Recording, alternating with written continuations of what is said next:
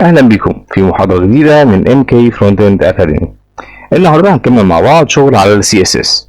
موضوعات النهاردة هتبقى سريعة وظريفة إن شاء الله، وهتلاقي فيها استفادة كتيرة جدا. يلا بينا نخش على الكود على طول. هنبدأ نشتغل مع بعض دلوقتي. هنعمل div، والdiv دي هنديها جواها h1 ونخليها hello. هندي div دي كلاس ونسميها container. ممتاز جدا. تعالى نخش على الستايل. تعالى نقفل ده، خلي الستايل جنبه عشان نقدر نشوف مع بعض الشكل عامل ازاي. نعمل دوت كونتينر ونعمل له باك جراوند ونخليها مثلا كمثال باللون ده. تعالى كده نشوف الشكل بتاعنا. ممتاز جدا. تمام. طيب لما اجي اخش بقى على كونتينر واعمل له هوفر دوت كونتينر هوفر معناه ايه؟ يعني اول ما الماوس يبدا يخش على الديف دي، نخلي الباك جراوند كلر بتاعها ونخليه لون تاني كمثال مثلا بلو. نعمل كنترول سيف. تمام كده.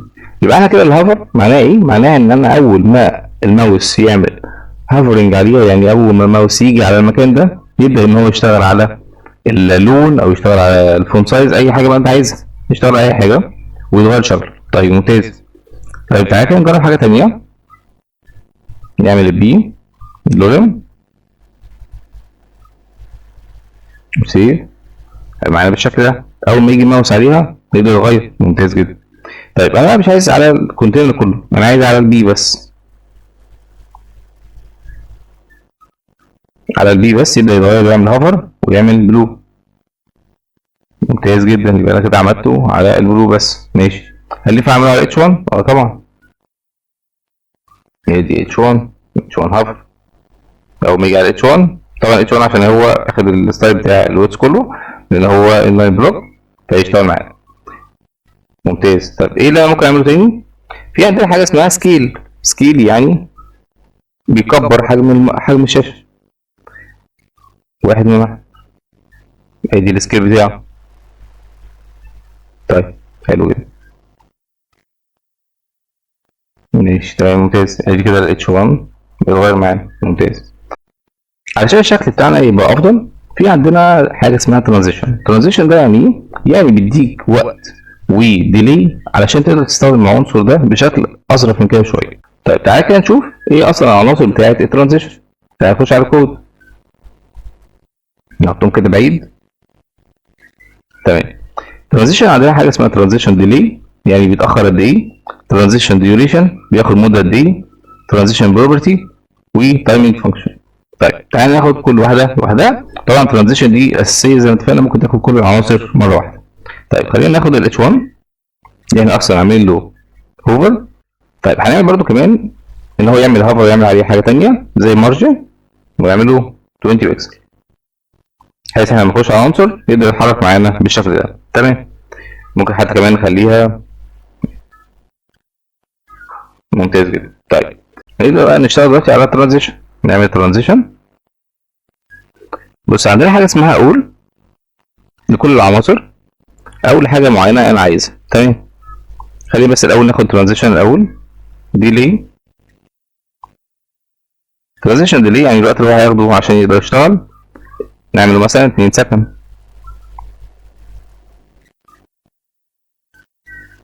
نمسح بس ده عشان ما نزودش بيه.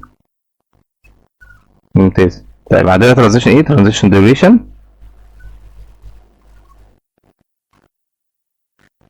ونخليه مثلا يقعد ثانيتين كمان. في ايه تاني ممكن نعمله؟ في ترانزيشن بروبرتي. بروبرتي ده يعني العنصر نفسه اللي انت عايز تعمل له الترانزيشن نفسه. يعني كمثال عندنا باك جراوند كلر وعندنا مارجن، فبكل بساطه تكتب مارجن وهنسيب باك جراوند كلر عشان بس اوريك الفرق ما بين الاثنين. وهنعمل ترانزيشن فانكشن تايم وهنعمله برضو ثانيتين. نعمل سيف ونجرب. تعال نشوف. وقفنا على عنصر، شايف كده المنظر عامل ازاي؟ يبقى انا رحت بعيد اهو عنه لسه ما رجعش. تمام جدا. فهو كده خد ديلي يعني ان هو يتاخر ثانيتين. تعال بقى نقلل او ما نخليش اصلا في ديلي اصلا. نخلي العنصر يشتغل على طول، اول ما نقف عليه بيشتغل معانا تمام جدا. بس شايف ان هو حركته سلسه ازاي لو شلنا دي؟ ممتاز. انا عملت لك بس في المارجن، لسه ما عملتوش في الباك جراوند. تعالى نشوف في الباك جراوند هيبقى عامل ازاي. ماشي ممتاز جدا. ادي هنا ونعمل كوما،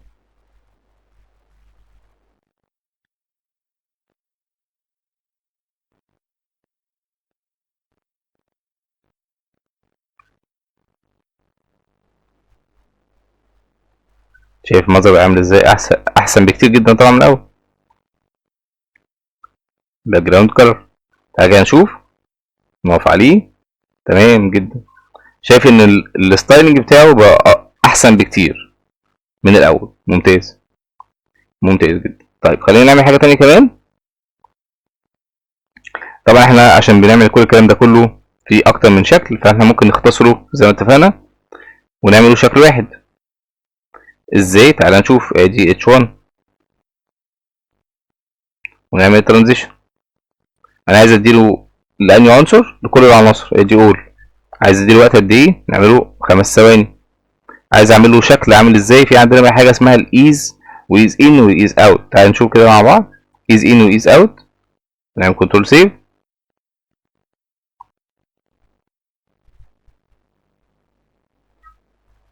شايف المنظر بقى شكله عامل ازاي؟ جميل ازاي. احنا بس عشان عاملين مده كبيره فخلينا نقلل المده، نخليها ثانيتين زي ما احنا. ممتاز جدا. طيب تعالى كده مع بعض بقى نشتغل على حاجه اسمها الايزي ان والايز اوت ونفهم يعني ايه اصلا الكلام ده كله. على W3 سكولز في عندنا شكل كده بسيط، في حاجه اسمها لاينر، وده الترانزيشن بتاعه قد ايه. في عندنا الايز، شايف الفرق بين الحركه؟ ايز ان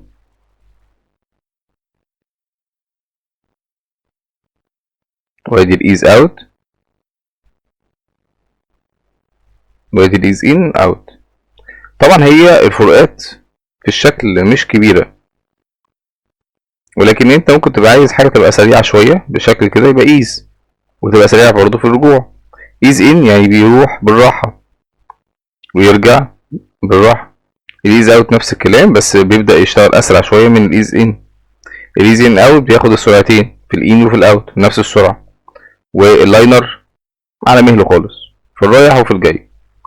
فهي طبعا الفروقات دي مبتبقاش فروقات كبيره قوي، لكن ممكن انت تحتاج انت تشتغل على لاينر او ايز ان او ايز اوت في كل تصميم مختلف عن التاني. دي برضه حبيت اقولها لك عشان تبقى عارفها.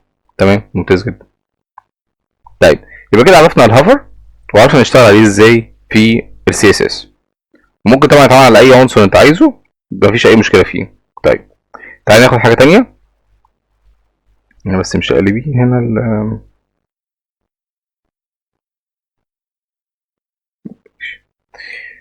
نبدا نشتغل دلوقتي على نعمل input field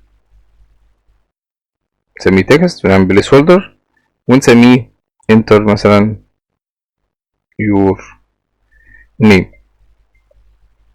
ممتاز. هنشوف. حلو قوي. طيب تاخد بالك انت لما نيجي نقف عليه عادي بيشتغل معانا عادي ونكتب عليه اي حاجه، مفيش اي مشكله بالنسبه لنا. اوكي طيب عايز ابدا اعمل ايه دلوقتي؟ عايز ابدا اعمل ان انا لما اليوزر يبدا يدوس على الفيلد بتاع الانبوت يبدا يظهر له او يعمل له اوتلاين مختلف او يعمل له سكيل مختلف. ماشي. نبدا نعمل الحاجه دي ازاي؟ بكل بساطه تعال نخش على الكود. هنعمل الانبوت وحاجه اسمها فوكس، يعني بدأنا نركز على عنصر. فوكس يعني تركيز. اول ما نعمل فوكس خلي مثلا الويتس بتاعه 50%. انا اهو بره، او ما اعمل يبقى بيتغير الويتس بتاعه ل50%. طيب عايز اعمله كمان غير الويتس، اعمل له كمان مثلا نعمل بادنج 20 بكسل. انا بره اهو، اول ما اقف عليه بيكبر بالشكل ده. طيب حلو. طيب هنعمل برضو نفس اللي احنا عملناه في الهوفر، نعمل الانبوت ونعمل له ترانزيشن برضو نعمل له مثلا 3 ثواني وايز.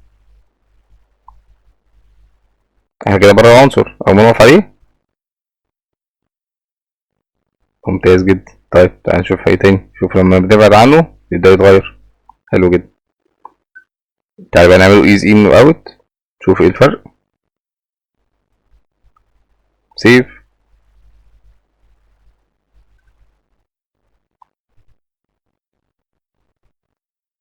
ماشي. طيب عايزين نعمل ايه تاني؟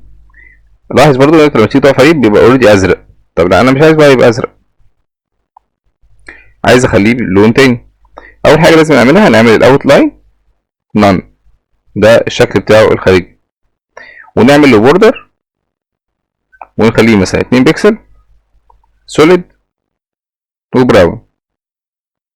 نعمل سيف نشوف مع بعض.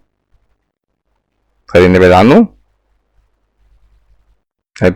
المنظر العادي بتاعه نيجي نقف عليه يبقى براون ويبدأ يكبر معانا في البيدنج بتاعه. حلو. البيدنج طبعا كبير قوي فخلينا نشتغل على بيدنج مختلف. خلينا نشتغل على بيدنج مثلا نعمل ليفت خليه 20 بكسل عشان ما يروحش ويجي، يبقى معانا بالشكل ده. وهكذا طبعا في اي عنصر انت عايزه نبعد عنه يبدأ يرجع تاني للبوزيشن بتاعه الاصلي. ممتاز. يبقى كده خدنا الفوكس، خدنا الهوفر، وممكن نعمل برضو حاجة تانية عشان نبقى معانا. لو عنا بوتوم خلينا مثلا ساين اب سيف.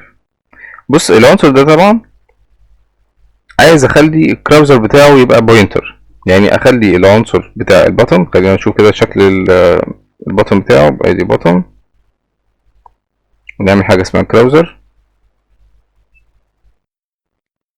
ونخليه حاجة اسمها بوينتر. نعمل سيف. بص كده شكله عامل ازاي، بقى تحس ان هو لينك شوية. تمام.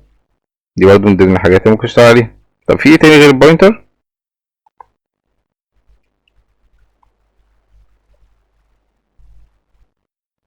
كانوا شبه السل.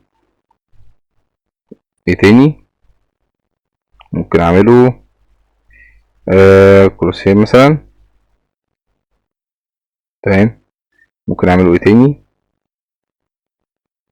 وكل مسار ده بيديك شكل ليه يعني للماوس، مفيش اي مشكله فيه، يعني الموضوع سهل جدا. بس انا ايه بديك بس شويه اختيارات كده عشان تبقى عارف الفرق ما بينهم، لكنه بيحمل.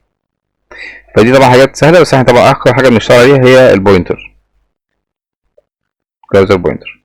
تمام. طبعا تقدر تختار الشكل اللي انت عايزه، لو انت محتاج شكل تاني مفيش اي مشكله. ماشي ممتاز جدا. طيب كده خلصنا 90% من الشغل بتاعنا. عشان بس وقت المحاضره ميبقاش طويل قوي خلينا نكمل في سيشن تاني. ما تنساش تعمل اشتراك وتابعنا على الصفحه بتاعتنا عشان يوصلك كل جديد. مع السلامه. برعاية MK for Web Solutions.